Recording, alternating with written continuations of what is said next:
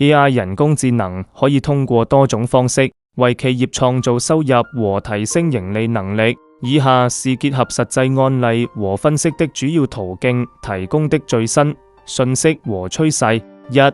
優化運營效率，降低成本。通過自動化和智能化流程 AI 減少運營成本，間接增加利潤。方式：自動化重複任務 AI 驅動的機器人或軟件，如 RPA 機器人流程自動化，可處理數據錄入、財務對賬等任務，減少人工需求。預測性維護 AI 分析設備數據，預測故障，減少停機時間。例如通用電氣 GE 的 Predix 平台通過 AI 預測設備維護需求，降低製造業維護成本約20%到30%。供應鏈優化 AI 優化庫存管理和物流路徑，減少浪費。例如沃爾瑪使用 AI 預測庫存需求，降低庫存成本15%，提升供應鏈效率。案例：亞馬遜的 Kiva 機器人和 AI 推薦系統優化倉儲和物流，訂單處理成本降低20%，同時加快配送速度，提升客戶滿意度。盈利效應：成本降低，直接增加利潤率，釋放資金用於業務擴展。2. 提升銷售與個性化營銷 AI 通過精準分析客戶數據，優化營銷策略，增加銷售額。方式：個性化推薦 AI 分析用戶行為，推薦定制化產品。例如 Netflix 的 AI 推薦引擎貢獻了80%的觀看量，顯著提高用戶流傳和訂閱收入。動態定價 AI 根據市場需求和競爭動態調整價格。例如 Uber 的 AI 動態定價模型根據供需實時調整價格，增加高峰期收入。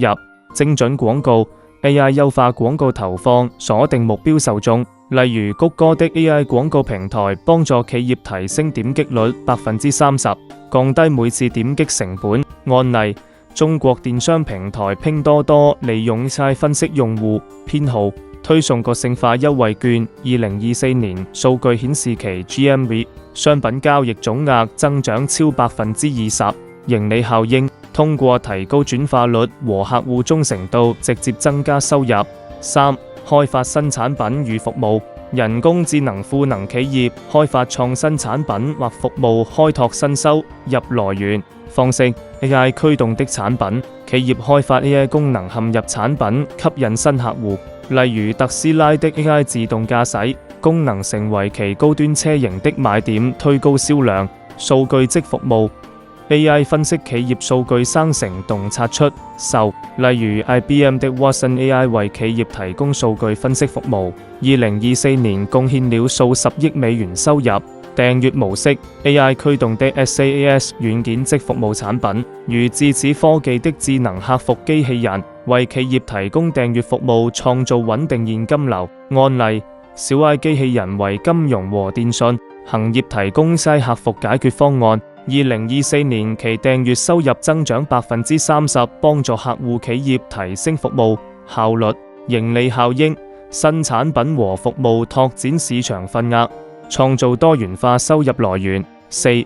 增強客戶體驗，增加客戶粘性 AI 通過提升服務質量和用戶體驗，間接推動收入增長。方式：智能客服 AI 聊天機器人提供24/7服務，快速響應客戶。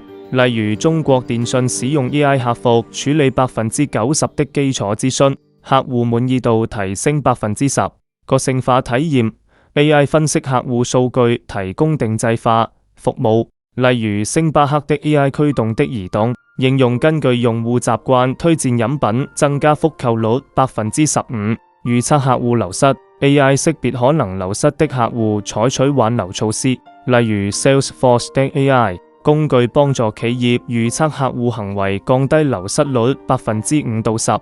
案例：中國平安保險利用 AI 分析客戶數據，優化保險產品推薦。2024年保費收入增長約12%。盈利效應：提升客戶流傳和複購率，增加長期收入。5. 數據驅動的決策支持 AI 通過分析大數據，提供商業洞察，幫助企業抓住市場機會。方式：市場趨勢預測 AI 分析市場數據預測需求趨勢，例如寶潔使用 AI 預測消費者需求，優化產品上市策略，增加市場份額。風險管理 AI 在金融行業用於欺詐檢測和信用評估，例如螞蟻集團的 AI 風控系統將欺詐損失率降低至0.01%，保護交易收入。競爭分析 AI 監控競爭對手動態，幫助企業調整策略，例如零售企業使用 AI 分析競爭對手定價，優化自身價格策略。案例：京東利用 AI 分析消費者行為和市場趨勢，優化促銷活動。2024年618大促銷期間，銷售額增長18%，盈利效應更精準的決策，幫助企業搶佔市場，增加收入。6. 進入新市場與行業 AI 幫助企業通過技術創新進入新領域，拓展收入來源方式。跨行業應用 AI 技術可應用於醫療、金融、農業等，例如谷歌 DeepMind 的 AI 用於醫療影像分析，創造新收入流。中小企業賦能 AI 降低技術門檻，幫助中小企業進入高端市場，例如越疆協作機器人幫助中小製造企業提升競爭力，間接增加其市場收入。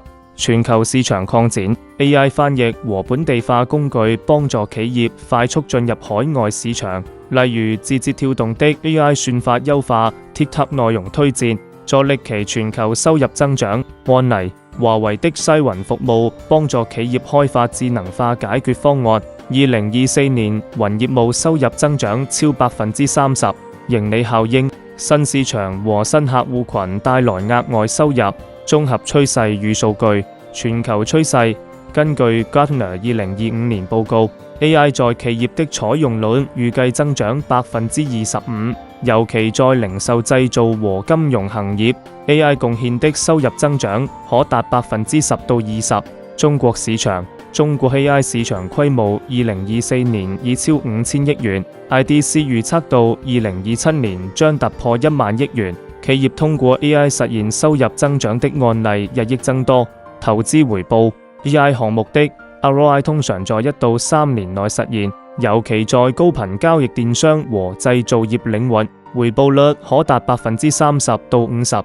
注意事項：初期投入 AI 實施需要技術人才和基礎設施投資，企業需評估長期收益。數據依賴 AI 效果依賴高質量數據，企業需確保數據完整性和隱私合規。